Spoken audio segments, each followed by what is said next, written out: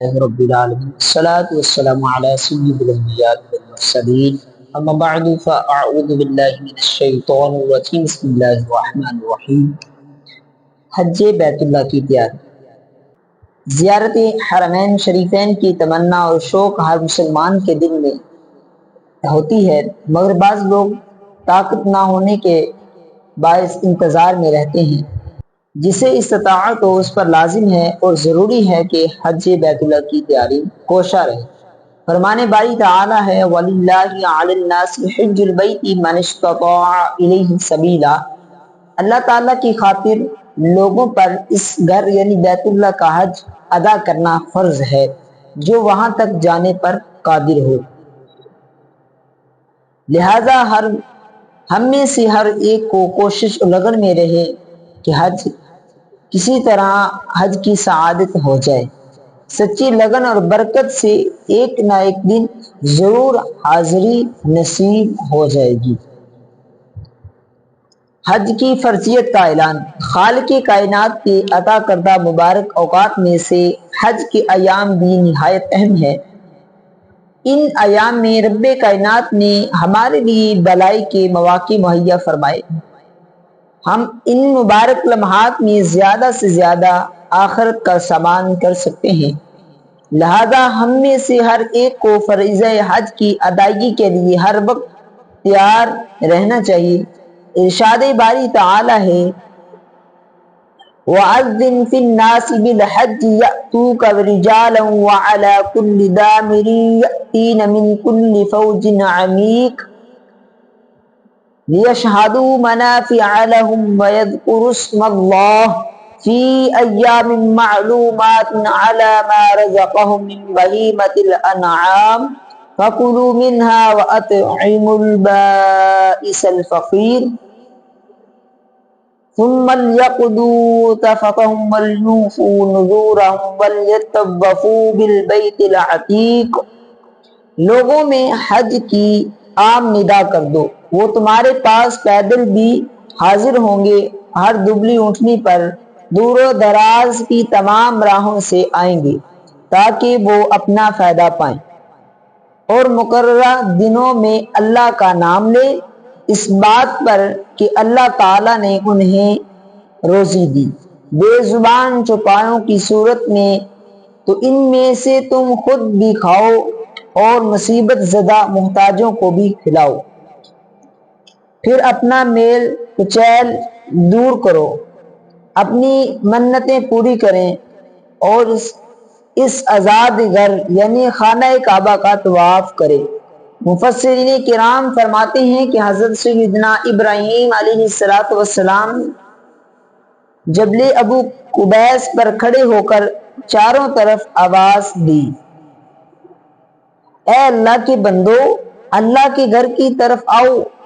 آپ کی اس دعوت کو قیامت تک پیدا ہونے والوں نے سن لیا، اور سن کر جس نے جتنی بار لبیک کہا وہ اتنی بار حج ادا کرے گا، اور جو روح خاموش رہی وہ حج نہ کر سکے گی۔ اس آیت مبارکہ میں نبی کریم صلی اللہ علیہ وسلم کو بھی حکم ہے کہ آپ لوگوں میں حج کی فرضیت کا اعلان فرما دیجیے۔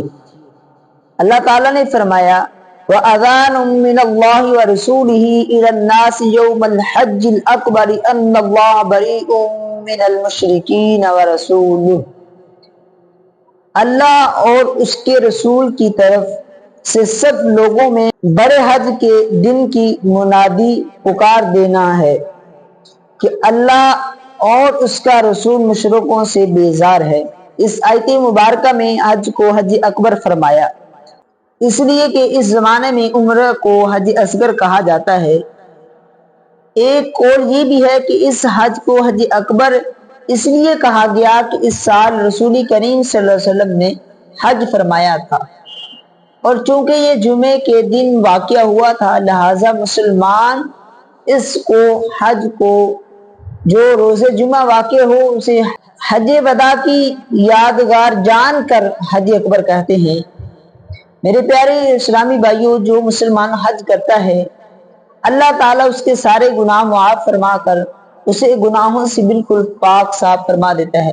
حضرت سیدنا ابو ہریرہ رضی اللہ تعالی عنہ سے روایت ہے، نبی کریم صلی اللہ علیہ وسلم نے ارشاد فرمایا، جس نے اللہ تعالی کی رضا کی خاطر حج کیا اور اس میں کوئی فحش گناہ کا کام نہیں کیا، وہ گناہوں سے ایسا پاک ہو کر لوٹے گا جیسے اس دن تھا جس دن اپنی ماں سے پیدا ہوا تھا۔ محدثین کرام فرماتے ہیں، حج مبرور کی علامت یہ ہے کہ دوران حج حاجی کسی سے لڑائی جھگڑا نہ کرے، نہ کسی کو گالی دے، نہ کسی گناہ کا ارتکاب کرے۔ فرمان مصطفیٰ صلی اللہ علیہ وسلم ہے، دو عمروں کے درمیان کیے گئے گناہ مٹا دیے جاتے ہیں اور حج مبرور کا ثواب جنت ہی ہے۔ رسول کریم صلی اللہ علیہ وسلم کا ارشاد ہے، حج اور عمرہ کرتے رہا کرو کہ یہ محتاجی اور گناہوں کو ایسے دور کرتے ہیں جیسے بٹی لوہے، چاندی اور سونے کی میل کچال کو دور کر دیتی ہے۔ میرے پیارے اسلامی بھائیوں، مصطفیٰ جان رحمت صلی اللہ علیہ وسلم نے فرمایا، حاجی اپنے گھروں میں سے 400 افراد کی شفاعت کرے گا اور وہ گناہوں سے ایسا پاک ہو جائے گا گویا آج ہی اپنی ماں کے پیٹ سے پیدا ہوا۔ تاجدار ختم نبوت صلی اللہ علیہ وسلم نے فرمایا، حاجی کے گناہ بخش دیے جاتے ہیں اور جس کے لیے حاجی استغفار کرے اس کی بھی مغفرت کر دی جاتی ہے۔ میرے پیارے اسلام بھائیوں، اگر کسی پر حج فرض ہے تو اسے چاہیے کہ اس سفر کی اخراجات کے لیے مال حلال ہی استعمال کرے، رشوت وغیرہ حرام مال اس میں صرف نہ کرے، اور وہ حج قابل قبول نہیں اگرچہ ذمے سے فرض ساقط ہو جائے گا۔ حدیث پاک میں ارشاد ہوا ہے، جو مال حرام لے کر حج کو جاتا ہے، جب وہ لبیک کہتا ہے تو فرشتہ اسے جواب دیتا ہے کہ نہ تیری حاضری قبول ہے نہ تیری خدمت مقبول ہے، اور تیرا حج تیرے منہ پر مردود جب تک تو یہ حرام مال جو تیرے ہاتھ میں ہے صاحب حق کو واپس لوٹا نہ دے۔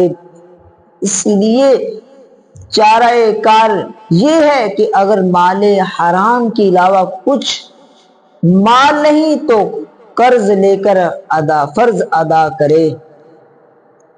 اللہ تعالیٰ کی بارگاہ میں دعا ہے کہ ہم سب کو حج کی سعادت نصیب فرمائے اور حلال رزق کمانے کی توفیق عطا فرمائے، آمین بجاہ خاتم النبی الامین صلی اللہ تعالی علیہ وآلہ وسلم۔